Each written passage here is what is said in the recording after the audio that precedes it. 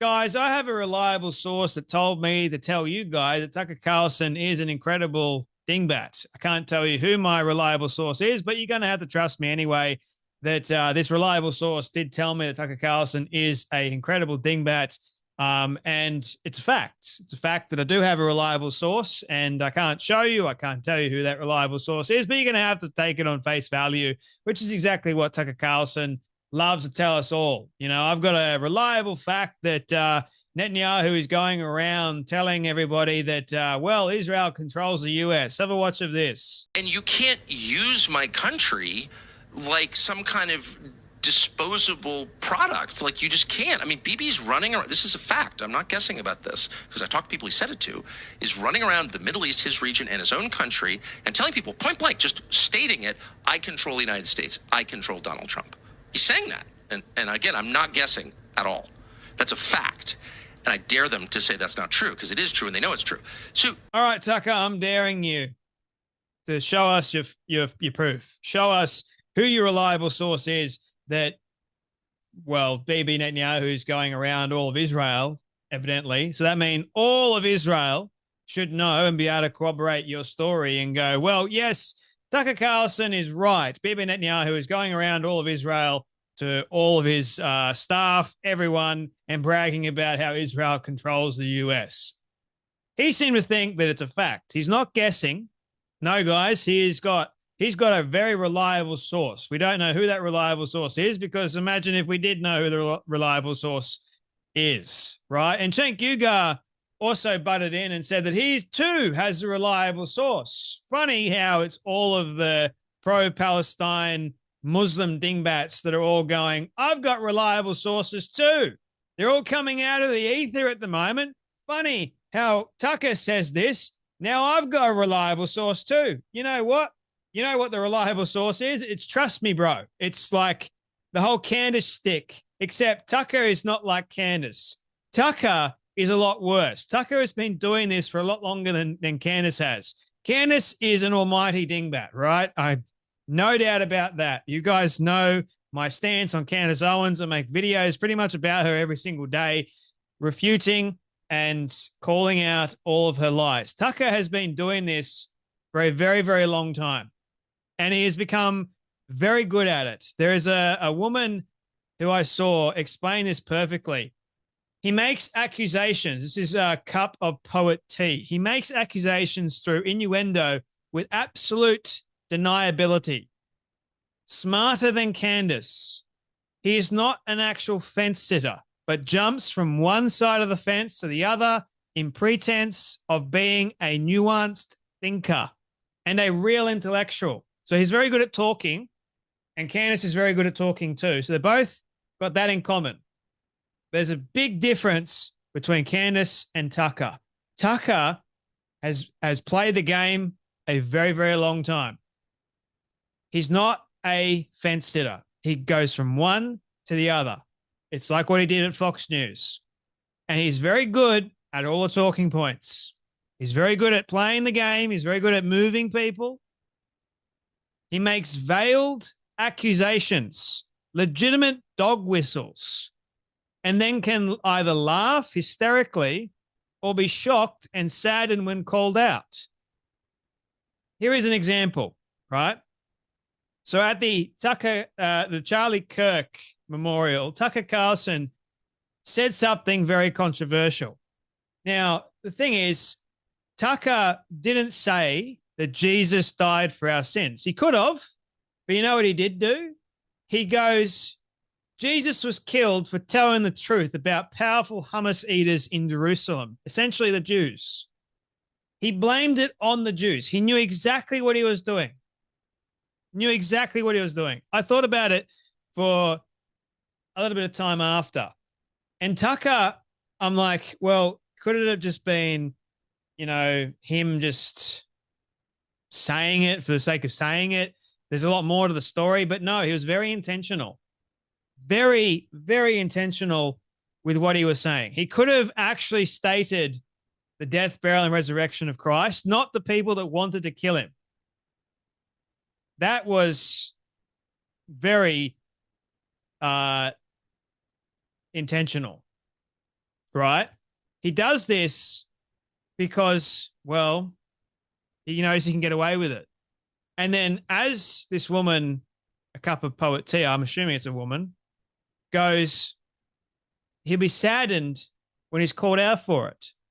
And you know what happened? He acted like he was sad. Have a watch of this. He goes, I'm really sorry about all this. This is, I believe this is to Alex Berenson, who contacted Tucker about this, about the controversy surrounding this. And according to Tucker, it's a bunch of anti-Semites and Zionists that all have a problem with this. We'll get into that in just a moment. But here is Tucker's response. I'm really sorry about this. All I can say, well, let's go to Alex first. Hey, man, I'm really hoping you have a few minutes to talk about your speech at Charlie's Memorial and some of the other stuff you've said recently. I totally understand your concerns about Israel, even if I don't agree with all of them. But a lot of what you're saying feels anti-Semitic. There is no other way to say it. And I know I'm not alone in feeling this way. Heck, forget what Jews think. The anti-Semites certainly think so. You are a great voice for truth on the COVID and mRNAs, and I appreciate your standing on free speech now. But I also wish I could understand what is motivating what feels like this increasingly dark turn in your rhetoric. Tucker responds by going, I'm really sorry about this. All I can say is that it wasn't my intention to say anything about the Jews, and certainly not to imply they killed Charlie, which I don't think. I thought I was giving the most unifying, non-controversial speech ever. What I described is the central story of Christianity. No, you didn't describe the central story of Christianity, because if you were to describe the central story of Christianity, you would have actually said Jesus died on the cross for our sins. That's the central story, not the Jews conspired to kill Jesus. Jesus died for our sin. The Jews, Gentiles, everyone, past, present, and future.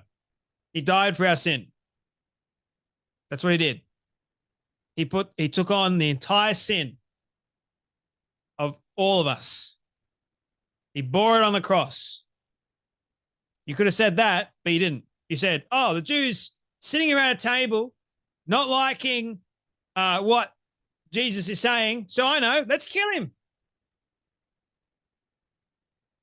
What I described is, okay, and is so familiar to Christians that it could never occur to me that anyone would be offended. I had no clue until people started sending me Twitter links from accounts that are mad at me about my position on Bibi and Iran. Every page of the New Testament was written by Jews, most of it by a former Pharisee. So from a Christian perspective, the claim that the gospel is anti-Semitic doesn't make any sense. That was from a Christian nationalist, Joel Webben, I think his name is.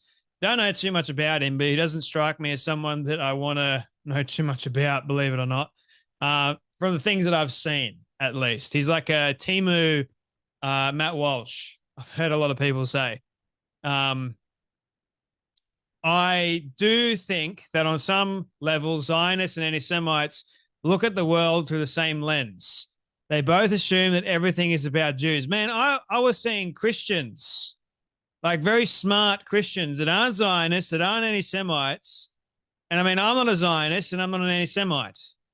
And I was looking at what you were saying, and the context surrounding what you were saying, hello, it doesn't take a brilliant guy at all. There was lots of people that had an issue with it. And it wasn't just anti-Semites and Zionists, according to you. They both assume that everything is about Jews. I don't assume that. I just wanted to talk about Jesus. Then you should have talked about Jesus in the right way. And I'm sad that got obscured and turned into another battle in our propaganda wars. I've been involved in too many already. It also makes me sad that a lot of people know so little about Christianity that they come to conclusions like this. For what it's worth, Christianity teaches that Jesus was killed because of our sins. Everyone's. That's all you had to say, Tucker. Not, oh, guys are sitting around a table and, you know, it's one of my favorite stories and they were conspiring on how to kill Jesus. And that would definitely include me. A lot of people online seem to think everything is about Jews. And as far as I'm concerned, that's darkness we should be worried about. Hate and narcissism are twins. Huh. Well, thing is, Tucker, what's interesting to me is this. And that's what I mean. He's very good at spinning things. Saddened when called out. Be shocked. A person who can actually talk out on both sides of his mouth at the same time. Going back to a cup of poet tea, sorry. The fact he is walking this back is a testament of what direction he has found the wind blowing. Thank God he will have to pretend to have fallen on the side of the good guys. Very well articulated, I might say. Very well articulated. Now, having said all that, that's one prime example of Tucker's claiming to be the victim in this scenario. Tucker released the first episode of his documentary about 9/11. He recently went on Glenn Greenwald's program. I don't know if you recall, but Glenn Greenwald was caught doing some very disgusting things. And I had something to say about it because Charlie Kirk defended Glenn Greenwald because Glenn was his friend. It's kind of disgusting that we shouldn't be defending the actions of what someone does in their bedroom, regardless of whether or not it's paraded on the internet or shared on the internet. Within hours, the buildings were still burning. There were people in Washington discussing and pushing a war against Iraq, which I don't think any smart person ever believed had any connection to 9/11. There was a lot of reason to believe that having Saddam in power was probably good for the United States as a counterbalance against Iran, as the protector of millions of Christians. There are a lot of reasons that Saddam wasn't the worst, and certainly much better than what we got after. But nevertheless, at the behest of a foreign government, Israel, the United States began preparing for war against Iraq immediately after the attacks on 9/11. Now, I'm not saying I don't know more than that. So you can draw your own conclusions, and I'm not suggesting that they staged 9/11 for that purpose, but I am saying unequivocally they used 9/11 for that purpose. We know that. That's not a conspiracy theory. And it's appalling. It's disgusting. And of course, as well as anybody that well before 9/11, there were all sorts of growing calls and the usual suspects within Washington to try and demand that we engage in regime change in Iraq and remove Saddam Hussein. That was, the sort of great aspiration of neocons, not just in Washington, but also in Israel. That's and then 9/11 immediately got seized on for that. All right, let me move to all of the issues surrounding Charlie Kirk. And before I get to may I say one last thing? Sure. May I say one last thing that I think is important? So the question about 9/11, the reason people have debated it for 25 years is the question of foreknowledge. Do people know this was coming? And then it's a question of did they know it and allow it unintentionally or intentionally, or did they stage it? I can't answer those questions. But we conclusively answered the larger question, which is, there was foreknowledge of it. There's no question about it. CIA knew the hijackers were here. They knew they were terrorists, and they were here to commit acts of terror against the United States. And critically, and this is the fact that somehow blew my mind the most, people bet in the public financial markets, the equity markets, against the airlines involved in 9/11 and the banks in the buildings that were taken down on 9/11. And they bet big, they shorted them, and they made a lot of money. This has been sort of known. What I didn't know is that the U.S. government found the identities of the people who did that, and they withheld them. And to this day, they've never been revealed. So this is a publicly traded series of trades and in public markets, and we can't know who made those trades. Whoever made those trades clearly knew 9/11 was coming, and the government has protected the identity of those people for 24 years. So Tucker and his new documentary talking about 9/11, right? Look, 9/11 has been spoken about for, a very, very long time. It's one of the darkest days in America's history. Quite a few people perished, and we remember every single 9/11, right? Like never again. We shouldn't be allowing terrorists into the country. It's simple. But there's lots of conspiracy theories surrounding 9/11. Did the government know? Did the CIA know? According to Tucker, the CIA knew that the terrorists involved were there. They knew, but apparently there was foreknowledge. And they're saying, well, America immediately after 9/11 wanted to go to war with Iraq, wanted a regime change, wanted to remove Saddam Hussein, wanted to have all this sort of stuff going on. And they used 9/11 at the behest of Israel. The thing is, Israel warned the US not to invade Iraq after 9/11.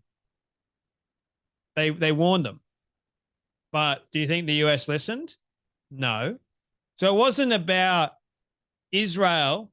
Oh, it's Israel's war. We're gonna drag the US into something that Israel wanted. No. It wasn't about that at all. America had their own reasons for going in, partly because of the atrocities of 9/11. Yes. But there are also other reasons, not for Israel's benefit. What did Israel benefit from 9/11? What do they get out of it? As far as I'm concerned, not a lot, if anything at all. So these people love to lie. They love to share these stories, right? And then when they get called out on it, they claim to be the victims. And it's sick. And it needs to stop. Anyway, that's enough from me, but you guys take care. Be blessed, and I'll see you all in the next video.